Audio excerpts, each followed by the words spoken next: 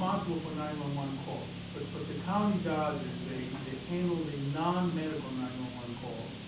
And the medical part, the medical call, they contract out. And so they put out this, apparently they're putting out an RFP for many, many years, decades, I guess, contracting out the medical dispatch, so to speak.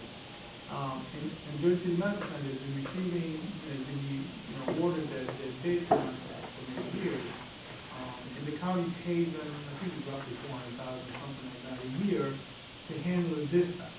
Now, remember, the dispatch, or at least I want to clarify, the dispatch is separate from having a paramedic service. The paramedic service is nothing to do with the dispatch. Paramedic service is a certificate of need service that the hospital has. The city has, as a trauma center, they have it, and that's their paramedic service.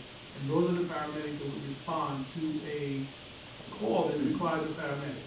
But on top of it, they have the dispatch function. And it's a little bit like having, the wolf watch the sheep, because you have both the service and the dispatch, and there's certainly room for conflict there. And what we're getting is from physicians and patients from the community, we're getting reports about patients that have conditions that can easily be treated here, and actually requesting the hospital and still being taken by the paramedic to Jersey Medical Center. Now, these are reports from patients. I don't have collective data. I can't say that this is happening for sure, but we're getting enough of these reports to think that we need to have some sort of information about where these patients are taken from, taken to, and with what conditions. I started back in June a discussion with the CEO of Jersey Medical Center, so Scott. I've asked him for this information on several occasions. He's on several occasions promised me I will get this information right away, not a problem. He and his medical officer promised myself and Dr. Cordell, maybe 2 weeks ago, that we're going to get this information, no problem. And all we've asked for is origin of pickup, and destination, and condition. We don't want patient names, we don't want any of that, we just want to know. And we've never gotten this information. So we went to the county and we said, and I'm sorry if I'm making this long, but it took a while to understand how all this works, and I want to make sure that I don't leave any gray areas. We went to the county and we said, we want to talk to you about this. And they told us that, the contract is out December 31st. So we said, well, we're looking forward to seeing the RFP come out of the county. There may be other options that, people want to explore, hospitals or other towns, individuals, municipalities can do their own dispatch. There's many options for the consortium. By the way, Bayonne does their own. They've contracted out their own dispatch. So they're the only county in the county that the dispatch is done by different entities.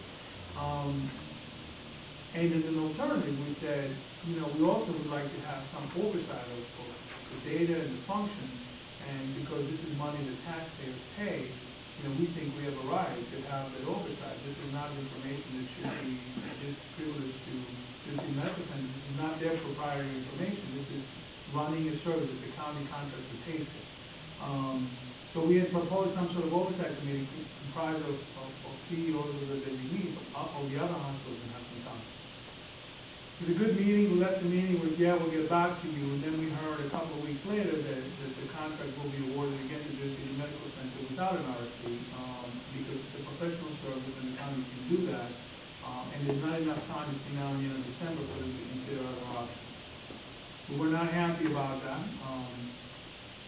So I got together with Peter Kelly, who's the CEO of Christ Hospital, and Bruce Markovich, who's the CEO of Palisades Hospital, and they have the same issue. They're hearing the same thing from their doctors and their patients.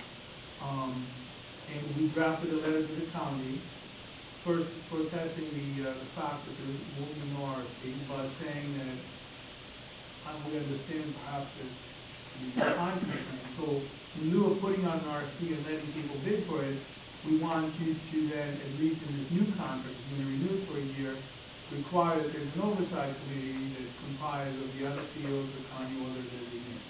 We've given this to the county. We have not received a response.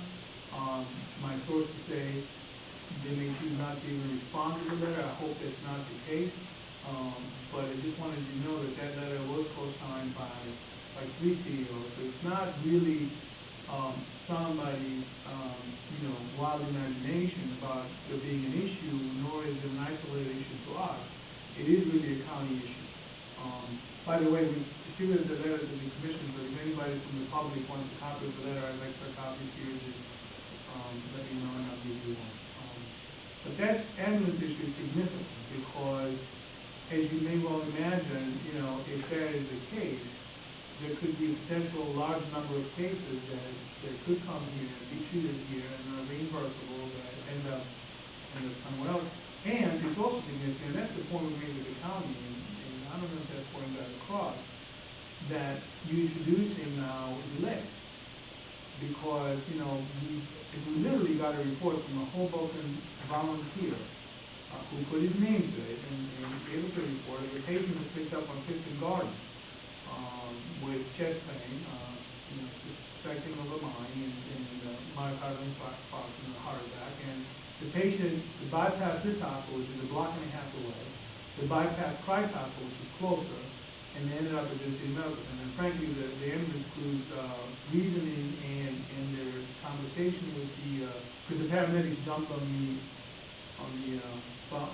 Hoboken volunteers ambulance was not good. It wasn't, hey, this is the right thing for the patient. It was like, well, the doctors are better than, well, we have better service, that kind of thing. And it's debatable whether it makes sense to transport somebody, another 5-10 minutes out because there's a cath lab there, or it's better to bring the patient into the nearest emergency room, and do thrombolytic or something, stabilizing. It's very debatable. There's no, it's not like, that was a clear-cut case where they just absolutely have to take the case to the hospital. So those are the kinds of things that I think are impacting our business and are impacting patient care as well and safety. So with that, and by the way, let me say one last thing on this, because it is important. The way the dispatch works now anyway, it's like a big chain link sort of thing. The county gets the call, switches over to Jersey City. The Jersey City goes through the questions of the dispatch, and it's decided that it needs an ambulance in Hoboken. They call it the Hoboken Police Department, and the Hoboken Police Department notifies the volunteers. So it's like, boom, boom, boom. And often what happens is, what we experience at least is, the Hoboken volunteers will get the call, and by the time they get the call, the Jersey City ambulance is already on the scene, which is, like, beating me in Scotty. How does that happen? It happens because, you know first, and by the time you do the chain calls and call the ambulance volunteers, you have the ability to already dispatch your ambulance and be on the spot before they arrive. So that's really what the issue is. All right, I think we're taking enough time. Yes. What's the patient like that situation to say I want to go through it, I want to go through it? To my limited knowledge of the subject matter, the patient has the right to ask for a particular hospital. However, patients in those conditions are vulnerable. If I were a patient, I'm having chest pain, I may try and say, look, take me to St. Mary, but you know what? If the guy says, look, you want to die, you want to live, what am I going to say? So I think there's a vulnerability there with your patient that even though, now we've got patients with broken hips where they're not going to die because of a broken hip, ask to be brought here, and they're still not brought here. Is it the patient's right? Absolutely it is. They can't, unless we don't have the service that they need to bring the patient in, especially if it's the closest hospital. Does it happen all the time? We want to see the data. And my sense is this: when you ask for data, I don't want to generalize this because I know there's sensitivity around information and options, but now when you ask for the data, you get it. But when you ask for data and you don't get it, you have to wonder why. I mean, we were promised many times, absolutely this is not happening, and we'll show you the data to prove it. Well, 6 months later, I'm still asking, and I'm not getting it.